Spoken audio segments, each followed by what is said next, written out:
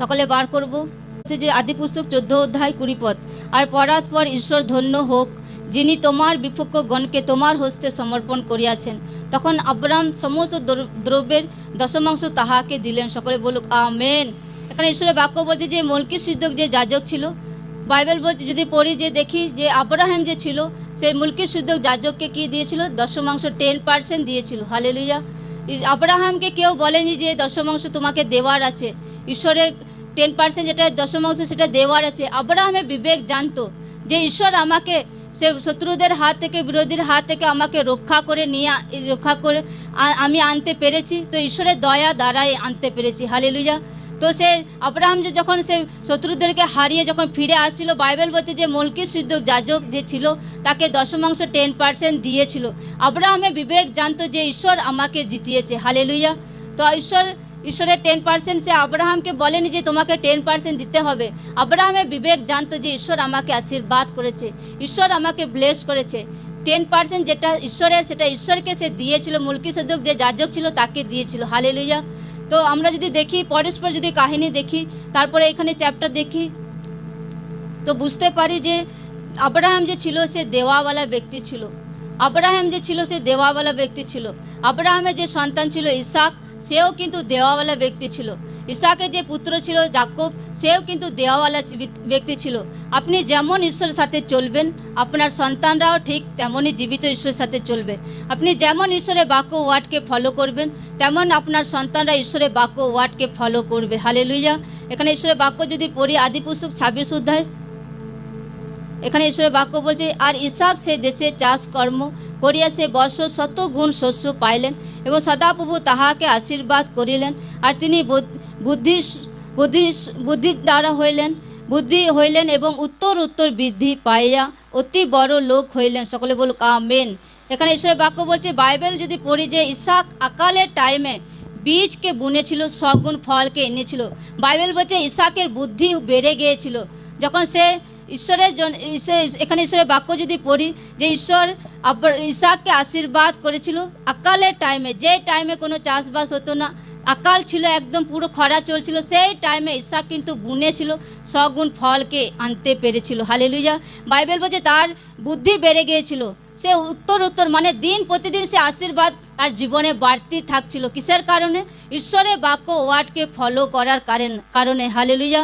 তারপর যদি এখানে দেখি, এখানে ঈশ্বরের বাক্যতে যদি দেখি পরস্পর যে আব্রাহাম যে ছিল সে দেওয়াওয়ালা ব্যক্তি ছিল। আব্রাহামের যে পুত্র ছিল ইসাক, সেও দেওয়াওয়ালা বোনাওয়ালা ব্যক্তি ছিল। ইসাকের যে পুত্র ছিল যাকব, সেও কিন্তু বোনাওয়ালা ব্যক্তি ছিল। হালেলুয়া। তো বাইবেল প্রুভ করে যে জীবিত ঈশ্বর কোনো ব্যক্তিকে ত্যাগ করে না, কোনো ব্যক্তিকে ঠকায় না। জীবিত ঈশ্বর কোনো ব্যক্তির জীবনে যা কিছু মেহনত করে সে ব্যক্তি প্রভুতে তার পরিশ্রমের ফল সে ব্যক্তি তার জীবন, পরিবারের বংশ চারো দিশাতে দেয়। হালেলুয়া। এখানে ঈশ্বরের বাক্য বলছে যে এখানে ঈশ্বরের বাক্য যদি পড়ি 28 অধ্যায়, আদিপুস্তক 28 অধ্যায় 21 পদ। আর আমি যদি কুশলে পিতৃলয়ে ফিরিয়া আসিতে পাই, তবে সদাপ্রভু আমার ঈশ্বর হইবেন এবং এই যে প্রস্তর আমি স্তম্ভরূপে স্থাপন করিয়াছি, ইহা ঈশ্বরের গৃহ হইবে। আর তুমি আমাকে যে কিছু দেবে তাহার দশমাংশ আমি তোমাকে অবশ্য দেব। সকলে বলুক আমেন। এখানে ঈশ্বরের যদি বাক্য পড়ি, এখানে ঈশ্বর বাক্য বলছে যে 20 পদ। আর যাকব মানত করিয়া প্রতিজ্ঞা করিলেন, যদি ঈশ্বর আমার সহবর্তী হন, আমার এই গন্তব্য পথে আমাকে রক্ষা করেন এবং আহারার্থে খাদ্য পরিধান বস্ত্র দেন, তো আর এখানে 21 পদ বলছে যে আর আমি যদি কুশলে পিতৃলয়ে ফিরিয়া আসিতে পাই, তবে সদাপ্রভু আমার ঈশ্বর হইবেন। সকলে বলুক আমেন। এখানে ঈশ্বরের বাক্য বলছে যাকব ঈশ্বরকে বলছে যে যাকব ঈশ্বরের সামনে মানত করছে, যদি আমি পিতার গৃহে ভালোভাবে ফিরে যাই, কুশলে ফিরে যাই, তো আমি যেটা আমার জীবনে ঈশ্বর যে ব্লেস আশীর্বাদ করেছে সেটা 10% আমি ঈশ্বরের বেদিতে দেব। হালেলুয়া। তো যাকব বাইবেল যদি পড়ি যে আব্রাহাম দেওয়াওয়ালা ব্যক্তি ছিল, আব্রাহামের যে সন্তান ছিল ইসাক, সেও দেওয়াওয়ালা ব্যক্তি ছিল। ইসাকের যে পুত্র ছিল যাকব, সেও দেওয়াওয়ালা ব্যক্তি ছিল। হালেলুয়া। আপনি যেমন ঈশ্বরের সাথে চলবেন, আপনার সন্তানরাও ঠিক তেমনই চলবে। আপনি ঈশ্বরের সাথে সিধা চলবেন, ঈশ্বরও আপনার সাথে সিধা থাকবে। আপনি ঈশ্বরের সাথে টেরা বেঁকা চলবেন, তো ঈশ্বরও আপনার সাথে টেরা বেঁকা চলবে। হালেলুয়া। তো ঈশ্বরকে আপনি যেমন আপনার জীবনে স্থান দেবেন, ঈশ্বরও আপনাকে সেরকম ঠিক মনে করবে। ঈশ্বরের জন্য আপনি যা কিছু পরিশ্রম করবেন, কর্ম করবেন, ঈশ্বর আপনার জীবনে সগুণ ফল আশীর্বাদকে দেবে, সে অনুযায়ী প্রভু যীশু খ্রিস্টের নামে চাই, আমেন। তো বাইবেল বলছে যে ইসাক আকালের টাইমে সগুণ ফলকে এনেছিল। হতে পারে সেই টাইমে যদি দেখি চাষবাস আর পশু ছাড়া সেই টাইমে কী ছিল, এত টাকা পয়সা অত সেই টাইমে ওটা মূল্য ছিল না। সেই টাইমে বেশিরভাগ মূল্য ছিল চাষবাস, পশু, সোনা রূপো, সেই টাইমে বহুত পরিমাণে মূল্য ছিল সেই টাইমে, হালেলুয়া। তো বাইবেল বলছে ইসাক আকালের টাইমে বীজকে বুনেছিল, সগুণ ফলকে এনেছিল। তো আপনার জীবন যখন আকাল চলছে, মানে আপনার জীবনে জানেন যে আমার জীবনে পরিবারে অভাব চলছে, কিন্তু সেই টাইমে যদি বোনার বিষয় বলা হয় তো আপনাকে সেই টাইমে বুনতে হবে, হালেলুয়া। আপনি যেটা ইনকাম করেন সেটা 10% ঈশ্বরকে দেওয়ার দরকার আছে। বাইবেল বলছে আব্রাহামকে কেউ বলেনি যে 10% যাজককে দাও। আব্রাহামের বিবেক জানতো। আব্রাহামের টাইমে ঈশ্বরের বাক্য আসেনি, বাক্য এসেছে মোশির টাইমে, হালেলুয়া। যদি আমরা পড়ি যে আব্রাহামও কিন্তু দেওয়াওয়ালা ব্যক্তি ছিল। যদি কোনো ব্যক্তি ঈশ্বরের বাক্যকে রিয়েলভাবে পারফেক্ট একদম ঈশ্বরের বাক্যকে ফলো করে, তার জীবনে নিশান থাকবে, সে ব্যক্তি ঈশ্বরের সাথে সম্পর্ক তার মজবুত থাকবে। সে ব্যক্তি প্রার্থনা, বাক্য পড়া, তার আত্মিক জীবনের ডিউটি কোনো দিন ভুলে যাবে না। সে ব্যক্তি জীবনে নিশান থাকবে। হামেশা সে ব্যক্তি 10%কে দেবে, হামেশা সে ব্যক্তি বুনবে ঈশ্বরের জন্য। কারণ যে ব্যক্তি রিয়েল ঈশ্বরকে প্রেম করে, সে ঈশ্বরের প্রতি প্রেম ভালোবাসা 100% দেখাবে প্রভু যীশু খ্রিস্টের নামে। তো আপনাকে এমন ব্যক্তি হতে হবে আপনার জীবনে আকালের টাইমে, পরীক্ষার টাইমে, নিরাশার টাইমে। আপনি জানেন যে আমার এত ইনকাম করি কিন্তু আমি পরিবার চালাই, আমার কিছু থাকে না, 10% দিই, বীজকে বুনি, তাও আমার জীবনে কিছু নেই, তাও সাথে আপনি বুনছেন, তো ঈশ্বর আপনার বোনাকে খেয়াল করছে, হালেলুয়া। বাইবেল বলছে যে এলিয়ট সে টাইমে আকাল এসেছিল, কিন্তু সারিপথে যে বিধবা মহিলা ছিল তাকে পর্যন্ত সে ছাড়েনি ঈশ্বর। তাকেও বোনার জন্য বলছে এলিও, ঈশ্বরের দাস, হালেলুয়া। তাকে বলছে যে আমার জন্য রুটি আর জল নিয়ে এসো, কিন্তু সে সারিপথে বিধবা মহিলা কিন্তু আকালের টাইমে এলিও যে দাস ছিল তার জীবনে বুনেছিল, হালেলুয়া। আপনার জীবনে কত বড় আকাল চলছে, কত বড় অভাব চলছে, কত বড় পরীক্ষা চলছে, সেটা আপনার জীবনে মাইনে রাখে না। আপনি ঈশ্বরকে জানেন, জীবিত ঈশ্বরকে জানেন, সে অনুসারে দশমাংশ বীজকে বোনেন কি না সেটা ঈশ্বর আপনাকে খেয়াল করে, হালেলুয়া। ঈশ্বর মানুষের জীবনে অভাবকে পূর্ণ করে। তো বাইবেল বলছে যে সে সারিপথে বিধবা মহিলা যখন এলিও যে দাস ছিল তার জীবনে যখন বুনেছিল আকালের টাইমে, যে টাইমে মানুষ মারা পড়ে গিয়েছিল, একে অপরে পুরো একদম অভাব চলছিল একদম হর এক ব্যক্তির জীবনে, তো সেই টাইমে কিন্তু সে বিধবা মহিলা এলিও জীবনে বুনেছিল।